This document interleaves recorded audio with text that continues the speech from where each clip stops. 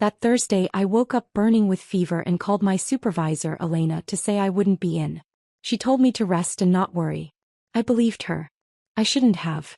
By Saturday I'd missed 17 calls and finally listened to a voicemail from Elena that froze me. "Violet, we need to talk.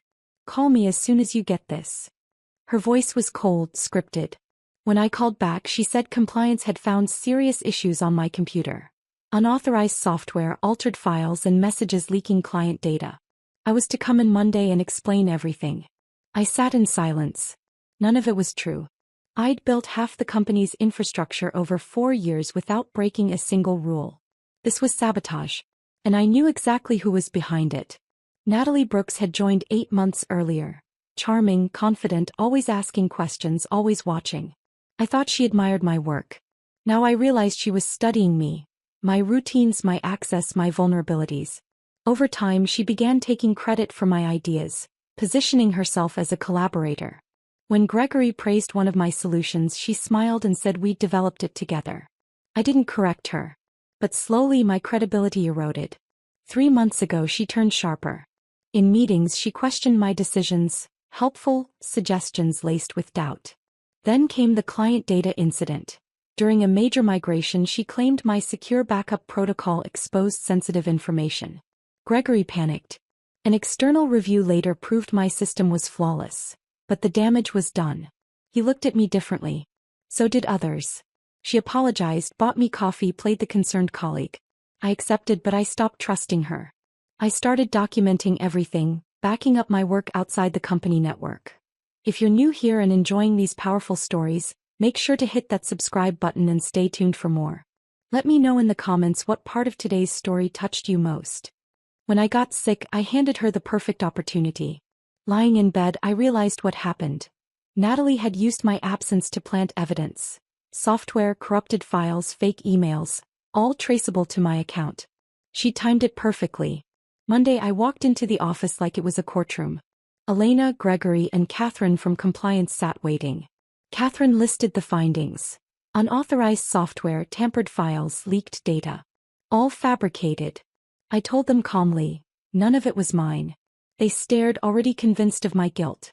But I wasn't going down without a fight. That Friday I sat across from Elena, Gregory, and Catherine from compliance as she laid out the accusations. Unauthorized software on my machine, corrupted project files, emails containing proprietary data sent from my account. I told them it wasn't me. I'd been homesick, my workstation unattended. I suggested someone might have used my logged-in session. Catherine remained impassive. The evidence pointed to my credentials, my computer, my account. She asked if anyone else had access. I had no proof, just the truth I couldn't prove yet. Gregory pressed for evidence. Elena avoided my gaze. I knew what they saw: guilt. They placed me on administrative leave, paid but locked out. It sounded neutral. I knew it was erasure. As I walked out, I saw Natalie by the break room watching me with a quiet, unmistakable satisfaction. She'd won. By the time the investigation ended, my reputation would be in ruins regardless of the outcome. At my desk packing my things, Alicia appeared. "Are you okay?" she whispered. Then lower, "I saw Natalie at your desk Thursday afternoon. She was there a long time." My pulse jumped. I asked if she'd told compliance. She hadn't, they hadn't asked. But she'd speak up if needed. That thread, a witness, was all I had. But it was enough to start pulling. Back home I fired up my personal laptop, encrypted, off-grid. I'd always backed up my work. Now those clean files became my arsenal. My versions were intact. The corruption only existed on the company system.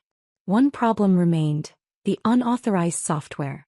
I never installed it. But someone with admin access could have, remotely or in person. Alicia's sighting gave me the when. I needed the how. I called Daniel in IT. He confirmed compliance had only documented the findings, not investigated their origin, against protocol. He agreed to quietly pull the access logs. 24 hours later he called back. "Got it. Your workstation was active Thursday at 2:47 p.m. for over 3 hours. But Violet, you badged out at 11:30 a.m. and never returned. You weren't even in the building." Even better, the login used administrative privileges. Only 4 people had that access. Me, the IT director, Gregory, and Natalie. It was her. She'd used her access, my absence, and a shallow investigation to frame me. But she'd forgotten the badge logs. The physical proof I couldn't be in two places at once. Daniel had the full report ready. With my clean backups, the access records, and Alicia's statement, I now had an unbreakable case. She hadn't just made a mistake, she'd left a trail that led straight back to her. Thursday morning, I called Catherine Wells requesting a meeting. She was surprised. Employees on administrative leave didn't usually push back, but agreed when I said I had evidence that changed everything. That night, I barely slept, mentally rehearsing every argument. I knew corporate investigations rarely reversed course once someone was targeted. But this time I wasn't offering theories, I had proof. Friday arrived cold and gray. I walked into the meeting in the same navy suit, portfolio in hand, facing Catherine, Elena, Gregory, and Robert Fletcher, the company's general counsel. His presence told me they were now worried about liability. I laid it all out. My building access logs showing I'd left at 11:30 a.m. Thursday and never returned.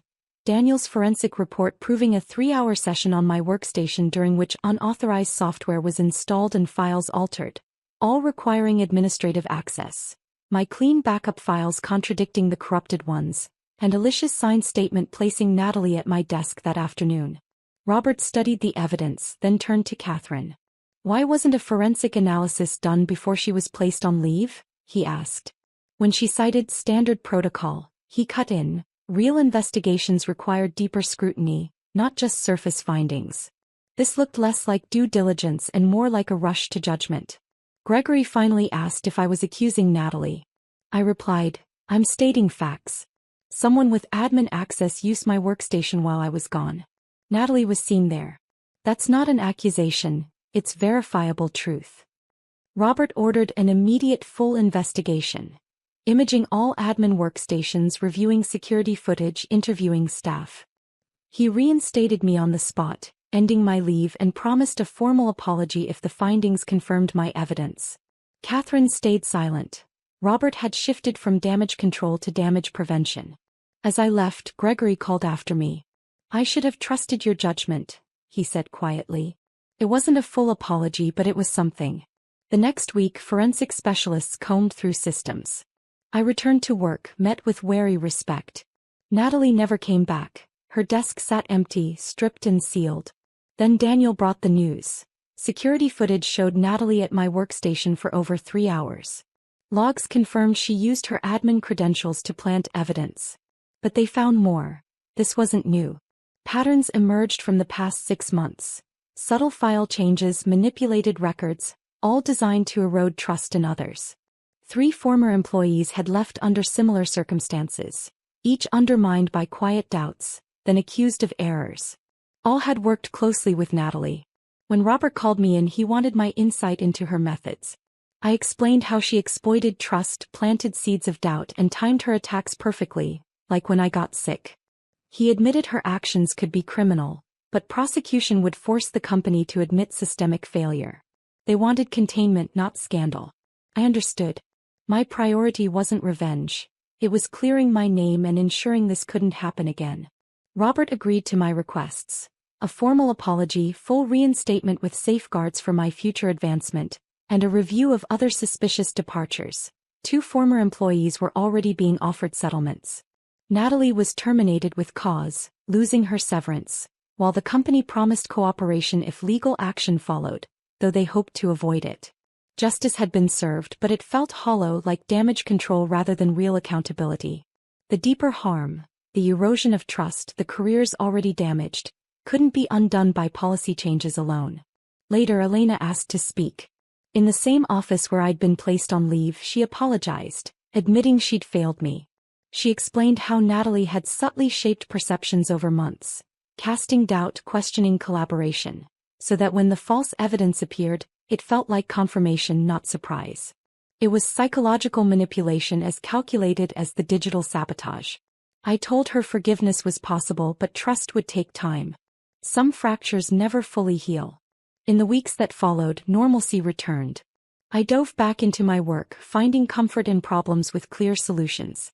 But one day, reviewing old files, I found something chilling.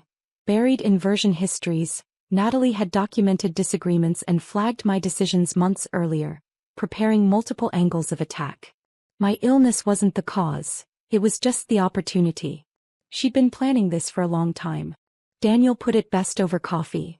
The people who seem most helpful are often the most dangerous. Trust is a vulnerability. He was right. From then on, I documented everything, not out of paranoia but necessity. Backups, notes, audit trails. Collaboration needed verification. 3 months later, Robert called me in again. The company wanted to rebuild its security from the ground up. They were creating a new role, Director of Security and Compliance Architecture, and they wanted me to lead it. My experience gave me insight no outsider could have. Alicia and Daniel both urged me to accept. Staying wasn't just about redemption, it was about reclaiming power, turning survival into change. That weekend, watching rain blur the city, I realized how much I'd changed. I wasn't naive anymore. But I wasn't broken either. I was sharper, more strategic, ready to build systems that protected others from the same trap. On Monday I accepted the role. As I walked out of Robert's office, I knew Natalie had tried to end my story. Instead, I was writing a new chapter. One where truth didn't just defend but led. After my promotion, I didn't want the truth buried. Some colleagues were uncomfortable, reminded of what happened, but those truths needed to stay visible not for punishment but to prevent it from happening again. I launched the Transparency Protocol, a system that automatically documented key actions, preserved unalterable version histories, and flagged anomalies like off-hours access or file changes by others. The goal wasn't to kill trust but to make betrayal harder. I consulted every department, uncovering how vulnerable we all were, and how much people actually wanted safeguards that let them collaborate without fear. At first there was pushback, complaints about extra steps, fears of micromanagement. But I held firm. Security isn't about trusting individuals perfectly, it's about building systems that protect everyone when trust fails. Within weeks, people adapted. Peace of mind outweighed inconvenience. 6 months later, a message arrived from Claire Whitmore, a developer in Boston. She'd heard about my case and reached out because she'd lived it too. A trusted colleague had undermined her, planted evidence, and she'd been fired, reputation shattered. She'd spent 8 months rebuilding in silence. Her story reignited my anger, not just at Natalie but at the pattern. How many others had been destroyed this way? I asked Claire to document her experience. Hesitant but determined, she agreed. If it could help someone else, it was worth the risk. More stories followed, shared through networks, referrals, quiet confessions. I compiled them into a guide. Tactics, warning signs, defenses. With feedback from Daniel, Alicia, and Claire, I refined it into invisible warfare. Recognizing and defending against workplace manipulation, a title that felt dramatic but true. This wasn't office politics. It was sabotage disguised as collaboration. When I showed it to Robert Fletcher, he supported internal distribution, but urged me to publish it widely. This isn't just a tech problem, he said. It's everywhere ambition outweighs ethics. Publishing it meant stepping into the spotlight, tying my identity to this fight. But if it helped even one person see the trap before they fell in, it was necessary. The response was overwhelming. Thousands downloaded it. People wrote saying it gave words to their pain, validation for their instincts. One woman realized she was being manipulated, in time to stop it. A man forced into early retirement finally understood he hadn't failed. He'd been targeted. A year after my vindication, I stood before new hires at Vantage, sharing my story not for pity, but as armor for theirs. I explained the Transparency Protocol, then made one thing clear. Trust and verification aren't opposites. You can collaborate fully and still document your work. You can be generous with knowledge and protect your contributions. Real trust is earned through consistency, and protected through systems. Because the best workplaces don't rely on blind faith. They build cultures where accountability enables integrity, and no one has to choose between speaking up or staying safe. One of the new employees raised her hand and asked how to know when normal professional competition crossed into manipulation. It was an excellent question, one I'd asked myself countless times. I said the distinction often came down to intent and method. Competition involves outperforming others through superior work. Manipulation involves undermining others through distortion and deception. If someone questions your work openly in meetings, offering specific concerns and alternative approaches, that's competition. If someone subtly plants doubts about your competence through carefully worded comments to leadership, that's manipulation. If someone acknowledges your contributions while building on them, that's collaboration. If someone appropriates your ideas while erasing your involvement, that's theft. The line isn't always clear and context matters enormously. But paying attention to patterns rather than isolated incidents usually reveals intent. One critical comment might be genuine feedback. A sustained campaign of subtle undermining suggests something darker. After the presentation, several new employees approached me privately. A young man said he'd experienced something similar at his previous company, though less severe, and had left rather than fight it. He appreciated knowing that fighting back was possible, that evidence and persistence could prevail against manipulation. A woman in her late 20s said she'd been worried about starting at a new company after hearing horror stories from friends in the industry. The transparency protocols made her feel safer, more confident that she could focus on work rather than constantly watching her back. Their comments reminded me that culture change happens through small interactions, individual conversations, gradual shifts in how people think about relationships and accountability. The systems I'd designed mattered, but equally important was the message those systems sent. That the company valued truth over convenience, protection over reputation management, employees over institutional comfort. Walking back to my office after the orientation session, I passed the space where Natalie's desk had once been. It was occupied now by a developer named Kevin, a quiet man in his 40s who kept photographs of his family on his desk and always said thank you when someone helped him debug code. The physical space had been reclaimed, transformed into something ordinary and benign. But I still thought about Natalie sometimes, wondered what she was doing, whether she'd found another company to infiltrate, another career to sabotage. I hoped she'd been changed by being caught, that consequences had prompted reflection and growth. But I suspected she'd simply become more careful, more sophisticated in her methods, harder to detect. That possibility didn't frighten me anymore. I'd learned to recognize the patterns, built systems to expose them, created resources to help others protect themselves. I couldn't prevent every attack, but I could make attacks more costly, more difficult, more likely to fail. That was enough. Evening came and the office gradually emptied. I stayed late as I often did, not from necessity but from choice, enjoying the quiet hours when I could think without interruption. I pulled up the transparency protocol dashboard, reviewing the day's activity logs, scanning for anomalies. Everything looked normal. People accessing their own files, collaborating on shared projects, following established procedures. The system hummed along as designed, protecting without intruding, documenting without constraining. It wasn't perfect, no system ever is, but it was better than what had existed before. I opened my personal files and found the folder containing everything from my investigation. Daniel's forensic report, Alicia's witness statement, building access logs, my backup files. I'd kept it all, not as a wound to nurse but as a reminder of what I'd survived and overcome.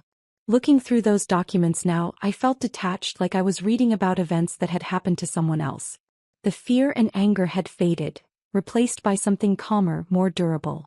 I'd been tested in ways I'd never anticipated, pushed to limits I'd never imagined, and I'd emerged intact, stronger in some ways, more cautious in others.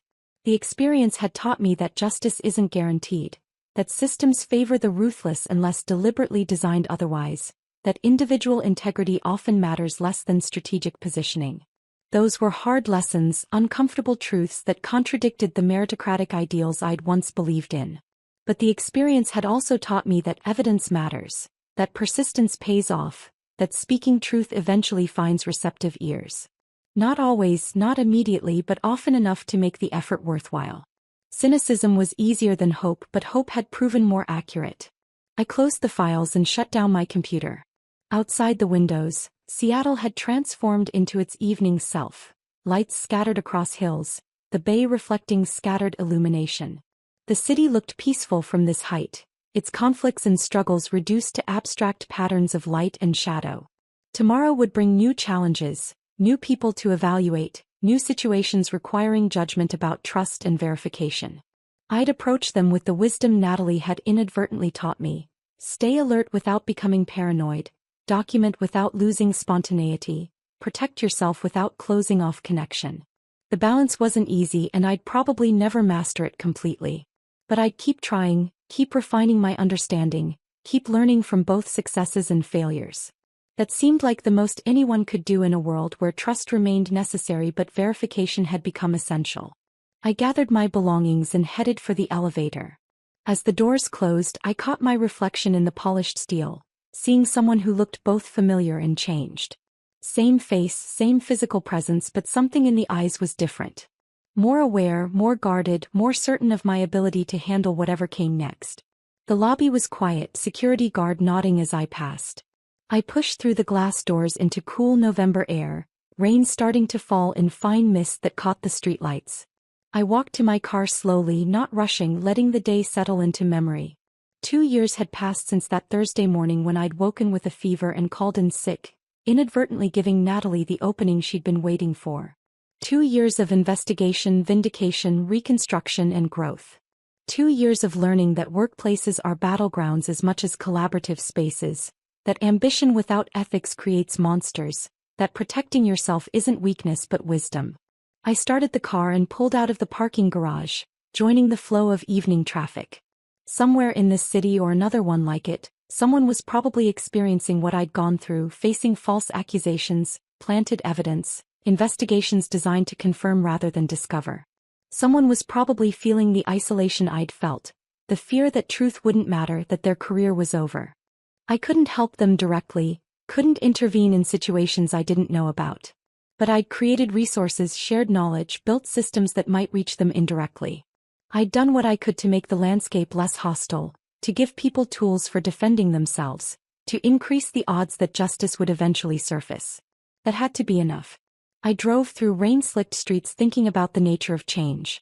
Individual battles mattered, but systemic change required sustained effort, multiple people working toward the same goals, cultural shifts that happened slowly and often invisibly. I was one person in one company making one set of changes. But if enough people did the same thing in enough places, eventually the landscape would transform. The work would never be finished. There would always be people who saw colleagues as obstacles rather than collaborators, who viewed trust as weakness to exploit, who calculated that the benefits of manipulation outweighed the risks of being caught.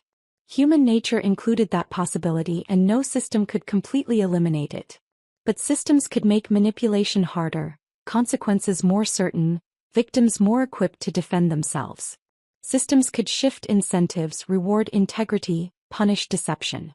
Systems could preserve evidence that exposed lies, create transparency that revealed truth, build cultures where good behavior was normal and bad behavior was exceptional. I pulled into my apartment complex and parked in my assigned spot. The rain had intensified, drops drumming on the roof, streaming down the windshield in rivulets. I sat for a moment watching the water distort the view, transforming familiar surroundings into something abstract and dreamlike. Then I grabbed my bag, opened the door and ran through the rain to the building entrance. Inside was warm and dry, fluorescent lights casting everything in practical illumination. I took the stairs to the 3rd floor, unlocked my apartment, and stepped into the quiet space I'd created for myself. The apartment felt safe, controlled, a refuge from workplace complexity. I made tea, changed into comfortable clothes, settled onto the couch with my laptop. I had personal projects to work on, code I was writing for my own satisfaction, problems I was solving because they interested me rather than because someone was paying me. This was the part of myself that Natalie had never touched, could never touch. My professional identity had been attacked, but my essential self remained intact. I still loved solving difficult problems, still found satisfaction in elegant solutions, still believed that technology could improve human life when designed thoughtfully. Natalie had tried to take that away from me, to make me doubt my abilities, to destroy my confidence in my judgment. She'd failed. I'd emerged from her attack more certain of who I was, more confident in my abilities, more determined to use my skills for protection rather than just production. I worked for several hours, lost in the flow of coding, the satisfying rhythm of problem and solution, error and correction. When I finally closed my laptop and prepared for bed, I felt content in a way that would have seemed impossible 2 years ago. I'd survived something designed to destroy me. I'd rebuilt something stronger than what existed before. I'd transformed trauma into expertise, used pain as motivation for prevention. Not everyone got that opportunity, and I didn't take it for granted. As I drifted toward sleep, I thought about all the people who'd helped me along the way. Daniel, who'd risked his position to uncover forensic evidence. Alicia, who'd been willing to testify about what she'd witnessed. Robert Fletcher, who'd recognized that evidence mattered more than convenient narratives. Claire and the others who'd trusted me with their stories, who'd helped me understand patterns and build protective frameworks. Justice hadn't happened alone.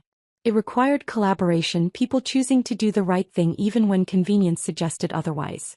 That gave me hope, reminded me that for every person willing to manipulate and deceive, there were others willing to stand for truth and protect the vulnerable. Morning arrived with pale light filtering through curtains. I woke feeling rested, ready for whatever the day would bring. The routine had become comfortable again. Coffee, shower, professional clothes, drive to the office.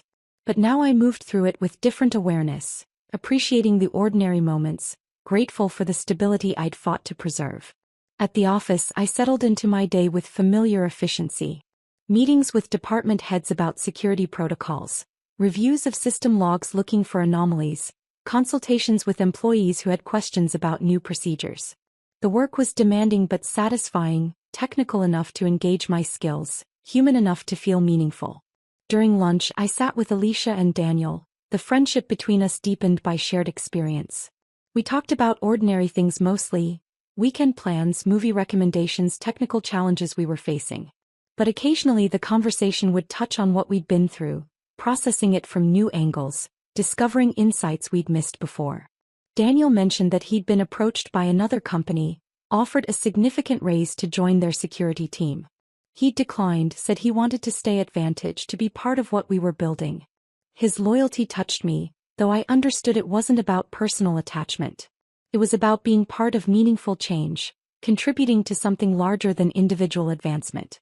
Alicia shared that she'd been promoted to senior accountant, recognition for work that had always been excellent but had perhaps gone underappreciated. She credited the new culture of acknowledgement we'd been fostering, the emphasis on recognizing contributions rather than just outcomes. The transparency protocols had expanded beyond security into performance evaluation, creating clearer connections between effort and reward. These were small victories, incremental improvements that might seem insignificant in isolation but accumulated into substantial change. Culture shifted through thousands of tiny decisions, individual choices to do things differently, gradual normalization of better practices. We were in the middle of that shift, both agents and witnesses of transformation. The afternoon brought a surprise.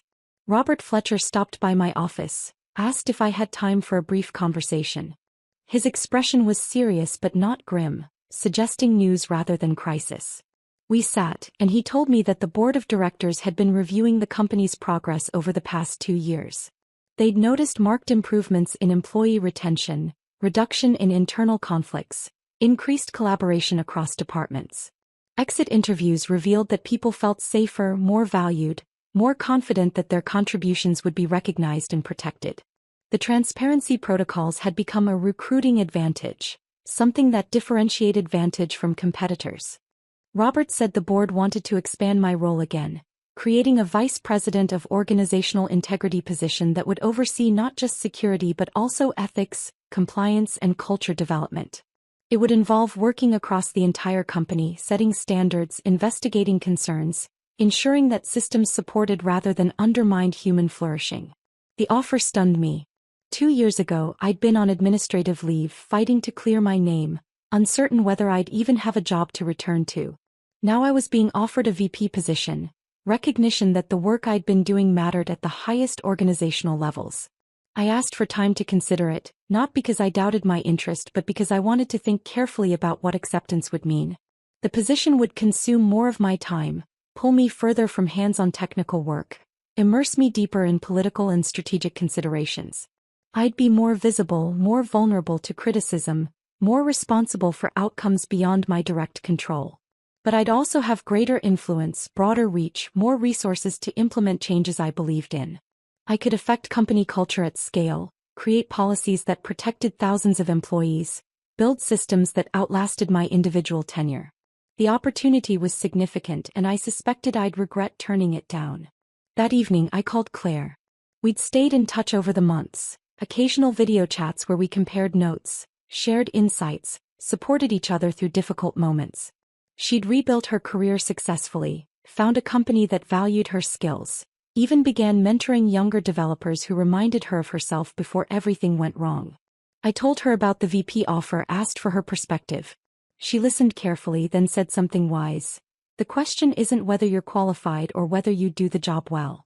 You've proven both. The question is whether you're ready to fully commit to being the person who experienced this publicly, to having your professional identity tied to workplace justice and protection. He was right. Accepting the position meant embracing rather than moving past what had happened with Natalie. It meant making my trauma part of my expertise, using my story as credibility, spending my career focused on preventing others from experiencing what I'd endured. That was a significant commitment, one that would shape my professional trajectory for years. But it also felt right, aligned with how I'd been thinking about my purpose, what I wanted my work to contribute beyond technical solutions and business value. I'd learned something valuable through painful experience, developed frameworks and insights that could protect others. Refusing to use that knowledge seemed wasteful, even irresponsible. I made my decision over the weekend, confirmed it Monday morning. Robert seemed pleased but unsurprised, said he'd expected I would accept, that he'd already begun planning the transition. Within 2 weeks I'd moved into a larger office, hired a small team to support the expanded portfolio, begun mapping initiatives across security, ethics, compliance, and culture. The work was exhilarating and exhausting, intellectually demanding and emotionally draining. I spent my days navigating complex situations with no clear answers, balancing competing priorities, making judgment calls that would affect thousands of people. I made mistakes, had to backtrack on decisions, learned humility through failure. But I also saw change happen in real time, watched culture shift as systems reinforced better behavior, heard from employees who felt safer and more valued because of policies we'd implemented.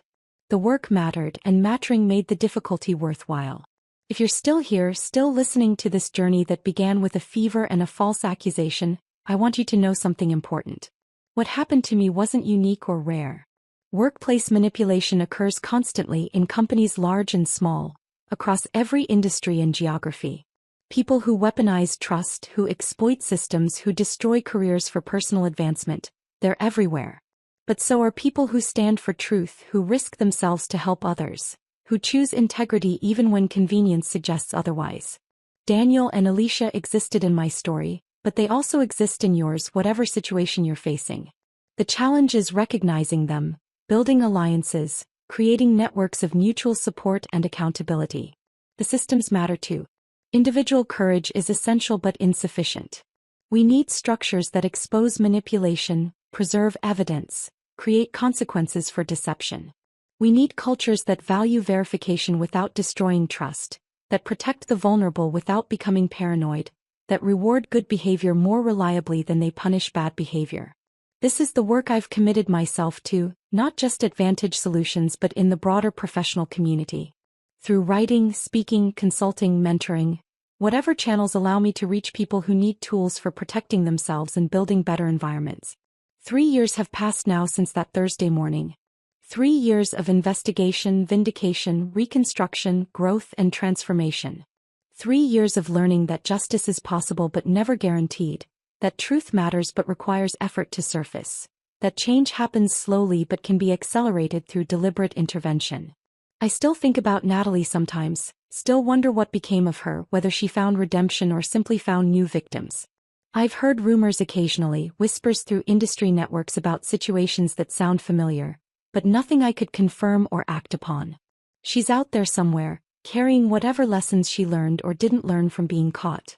And I'm here in this office with views of Elliott Bay, rain falling gently against glass windows, working to ensure that fewer people experience what I went through, that more people have tools for defending themselves, that workplaces become spaces where good work is recognized and manipulation is exposed. The work continues. It always will. There's no final victory, no moment when we can declare the problem solved and move on to other concerns.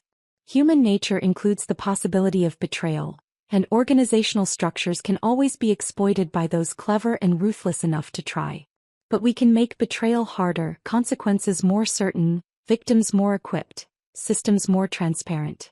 We can shift the balance gradually but persistently toward justice, toward integrity, toward cultures that value truth more than convenience. That's enough. That has to be enough. I close my laptop as evening settles over the city, lights beginning to glow across the urban landscape, the ordinary beauty of thousands of people living their lives, facing their challenges, making their choices about who they want to be and how they want to treat others. Tomorrow will bring new situations requiring judgment, new people needing protection, new opportunities for making small differences that accumulate into substantial change. I'll face them with the wisdom earned through pain, the confidence built through survival, the commitment strengthened through purpose. Because in the end, this isn't just my story. It's the story of everyone who's been undermined, everyone who's fought back, everyone who's chosen to transform trauma into protection for others. We're connected across companies and industries and geographies, united by shared experience and common purpose. And together, slowly but steadily, we're changing what workplaces can become. Thank you for staying with me through this journey. Thank you for believing that truth matters, that justice is worth pursuing, that integrity can survive even calculated attacks designed to destroy it. If you've experienced something similar, know that you're not alone, that your experience is valid, that fighting back is possible. Document everything, find allies, trust the evidence, believe in yourself. The path is difficult but navigable, and on the other side is not just vindication but the possibility of transformation. Stay safe. Stay vigilant. Stay hopeful. And if you believe, as I do, that workplaces can become spaces where good people thrive and manipulative people fail, then join the effort. Subscribe, share these stories, implement protective systems in your own environments, support those who are struggling, build the culture we all deserve. The work continues. Let's continue it together.